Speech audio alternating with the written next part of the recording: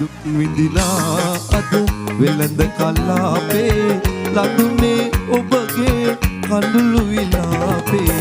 රැවුදෙනවා අද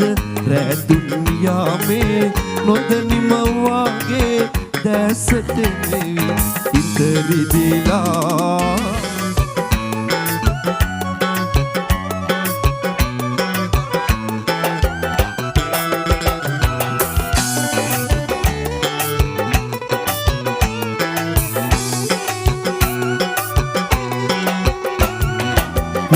කාලේ මා පන්සල් එක්කගෙන ගිහින්